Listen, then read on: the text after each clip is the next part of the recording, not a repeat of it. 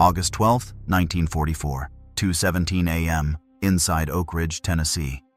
In a windowless industrial hall, fluorescent lights press down from the ceiling, cold and unforgiving. James, a night shift technician, stands frozen in front of a row of trembling needle gauges. The low hum of transformers fills the air, vibrating through the concrete floor and into his chest like physical pressure. The room is hot and dry. The smell of scorched metal mixes with old sweat.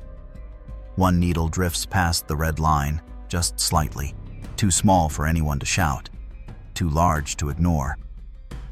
James does not know what the machine actually does. He only knows this: if he shuts it down, the entire cycle collapses. If he lets it run, the coils may overheat. The lights flicker. A brief spark flashes inside a metal conduit. Steel strikes steel with a sharp, knife-like sound. Heat travels through the control lever into his palm. Somewhere in the distance, the alarm has not sounded. Not yet. He counts his breaths. He hears his heartbeat pounding in his ears. And in that moment, James understands something without understanding anything at all. The decision he makes in the next few seconds cannot be undone. What was happening here did not fail because of a lack of technology, and it did not succeed because of a single brilliant invention. Oh, the paradox lies somewhere else. To produce one single component, an entire city had to be built, operating like a living organism where each human being functioned as a cell, unaware of the body it belonged to. The real question was never how to manufacture it, but how to force a massive system to function precisely when most of the people inside it did not understand the final goal. This is not a story about victory. It is not even a story about success.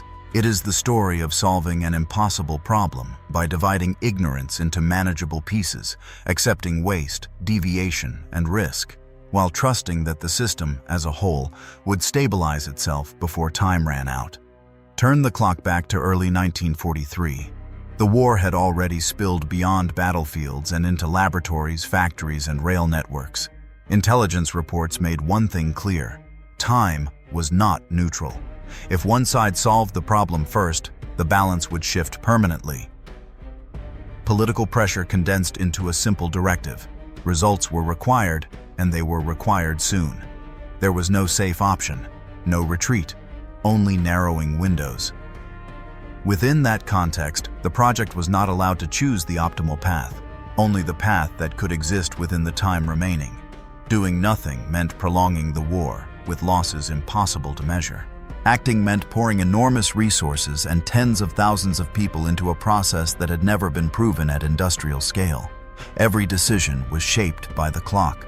Machines had to run before they were fully understood. People had to be mobilized before they could be fully informed. An entire city had to rise before anyone could say with certainty what it was meant to deliver. This was the moment when the system accepted error as a structural necessity. Because under these conditions, inaction was not caution, it was guaranteed failure. The technical problem did not begin with a weapon. It began with a microscopic numerical difference. Two forms of the same element, chemically almost identical, differing only in mass. There was no familiar reaction to separate them, no heating, no precipitation, no shortcut. The only available method was magnetic separation, a technique that had barely existed outside laboratory conditions and had never been operated continuously, let alone at industrial scale. The chosen solution was the Calutron, a machine both precise and fragile. Metal was vaporized, formed into ion beams, and bent through a magnetic field. A deviation so small it was almost theoretical determined whether a particle landed in the correct collection slot. On paper, it worked. In reality, a minor thermal fluctuation, a slight voltage drift, or a single overheated coil could collapse the entire process. To operate thousands of Calutrons simultaneously, an enormous industrial complex had to be built from nothing. Its electrical demand rivaled that of a major city. So much copper was required for electromagnetic coils that national reserves had to be borrowed to keep construction moving. Logistics quickly became a nightmare. Measurement instruments lacked sufficient precision. Components failed far faster than predicted. Magnetic fields interfered with one another across adjacent units. Workers were trained not to understand the process, but simply to keep needle gauges within a narrow band. Engineers patched failures in real time, accepting low efficiency as long as the machines kept running. This was not an optimal design. It was a design that could function immediately, while time continued to run out. Once the system began operating, the greatest challenge was no longer theory, but stability over time. The Calutron was never designed to run continuously, yet the war demanded operation day and night. Magnetic fields drifted, heat accumulated, errors compounded slowly but relentlessly.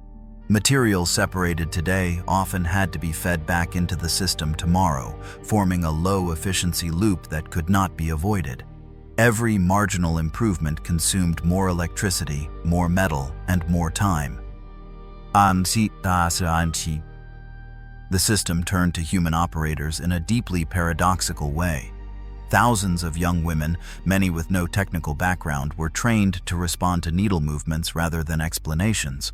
They outperformed engineers not because they understood more, but because they did not attempt to interpret the system. They learned to keep the machines within a narrow operational window, guided by instinct, repetition, and discipline. Above them, managers watched production charts climb slowly, unevenly.